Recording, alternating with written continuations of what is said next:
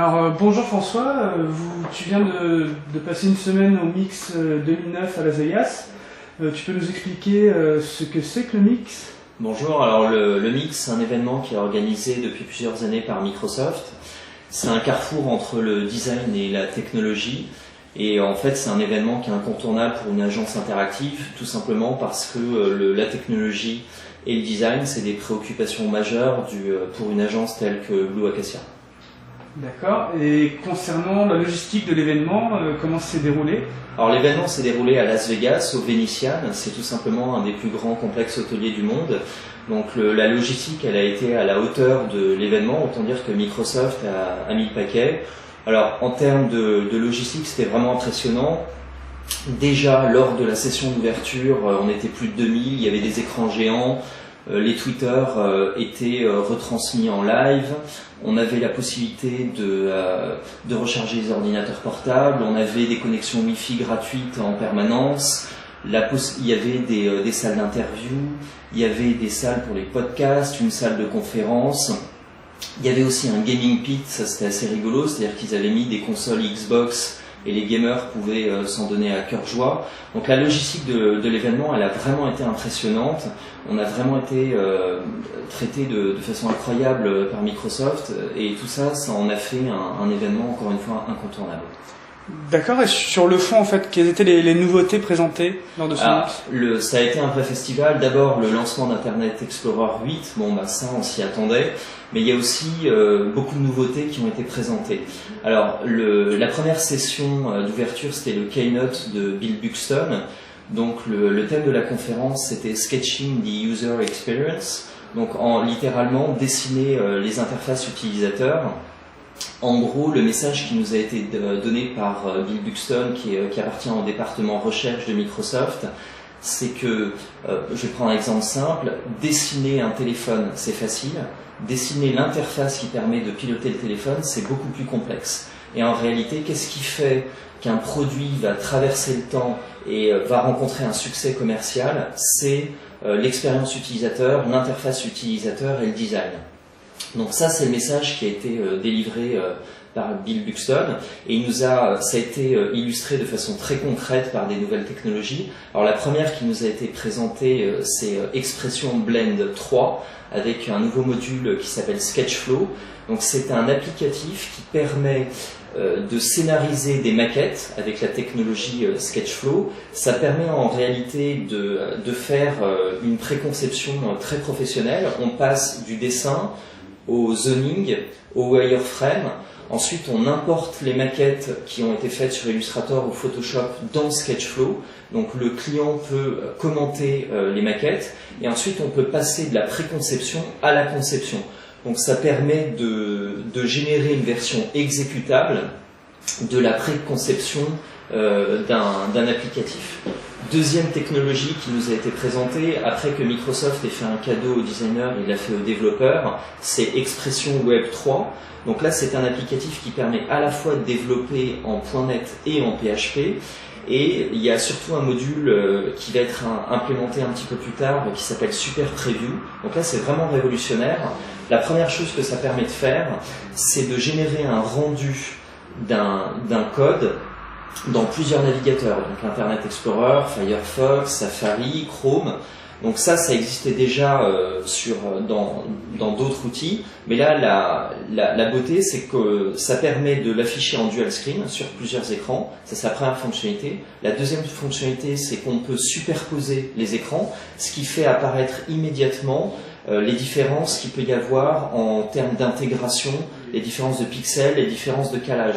Donc ça c'est un outil qui va vraiment simplifier le travail des intégrateurs et des développeurs.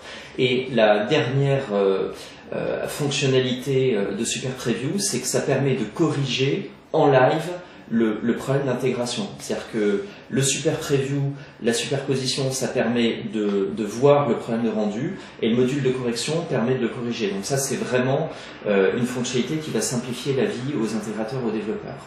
Ensuite, autre fonctionnalité qui nous a été présentée, autre applicatif Silverlight 3. Donc là, on connaissait déjà Silverlight, chez Blue Acacia on l'utilisait déjà.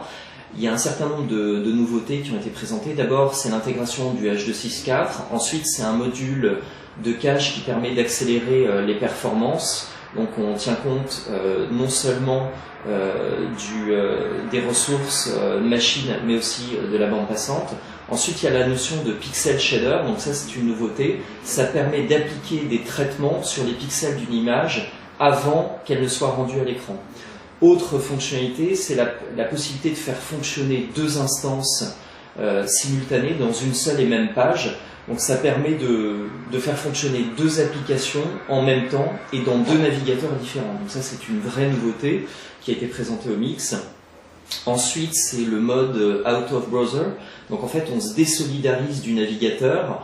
Donc ça permet de faire la même chose que R de Adobe, mais sans avoir à télécharger une librairie supplémentaire. Donc c'est une vraie nouveauté. Ensuite, Silverlight intègre un nouveau SDK qui va permettre aux développeurs de développer des modules pour la Xbox.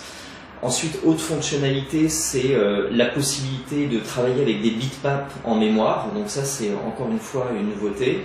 Et dernière nouveauté, c'est l'intégration des problématiques de référencement dans Silverlight 3. Donc ça permet vraiment de positionner Silverlight 3 comme un concurrent très sérieux de la technologie Flash de Macromedia. Dernière nouveauté qui nous a été présentée, qui avait déjà été présentée par Christophe Lauer sur son blog en fin 2008, c'est Smooth HD. Donc ce qu'il faut voir, c'est qu'en matière de streaming sur Internet, il y a trois générations. La première, c'est le progressive download. Donc on télécharge au fur et à mesure le flux vidéo. Ensuite, il y a eu le streaming. Donc là, le flux vidéo se télécharge en temps réel sans pré-téléchargement. Donc on lit la vidéo sans notion de chargement.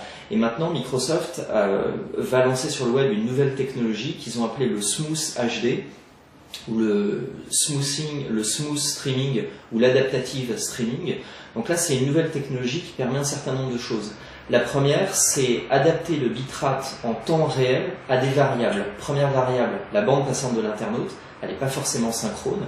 Donc là, le flux vidéo qui est délivré s'adapte à la bande passante de l'internaute. Deuxième évolution, on s'adapte aux ressources matérielles de l'internaute, c'est-à-dire la fréquence de son processeur, sa carte graphique et ses ressources machines. Donc ça, c'est une vraie nouveauté. Et dernière nouveauté, c'est Internet 2IS Media Service, Smooth HD, Play Ready et la DRM. Alors la DRM, c'est Digital Right Management. C'est une technologie de Microsoft qui va venir complètement sécuriser un flux vidéo en live. Et ça n'existe pas aujourd'hui sur Internet. C'est-à-dire qu'il sera impossible de récupérer un flux vidéo délivré en live avec la technologie de Microsoft. Alors tout ça, ça a déjà été utilisé sur Internet. Il y a par exemple les Jeux Olympiques de Pékin qui ont été retransmis via Silverlight. Donc ça a été un événement énorme et les prochains Jeux Olympiques à Vancouver vont utiliser cette technologie. Donc inutile de préciser que chez Blue Acacia, on va utiliser le Smooth HD et le Smooth Streaming pour délivrer de la vidéo sur Internet. Encore une fois, Play Ready, la DRM et Smooth HD, ça va permettre de positionner Microsoft sur une technologie vraiment très avant-gardiste qui n'existe pas aujourd'hui sur Internet. D'accord, et tout ça, ça fait quand même pas mal de nouveautés présentées au Mix. Et est-ce que vous avez un dernier mot pour conclure? Alors, beaucoup de choses à dire pour conclure. La première, c'est que, encore une fois, le Mix étant un carrefour entre le design et la technologie, c'était présenté comme The Next Web. Ce qu'il faut voir, c'est que ce qui a fait le succès des produits Microsoft, c'est justement le fait d'intégrer le design et technologie. En tant qu'éditeur de logiciels, les fonctionnalités, c'est forcément une préoccupation majeure de Microsoft.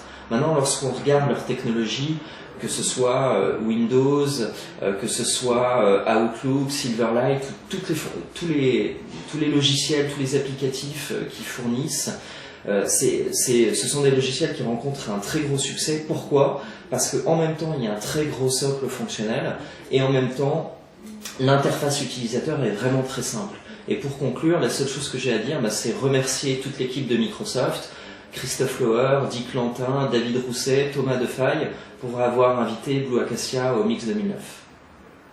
Merci beaucoup. Merci.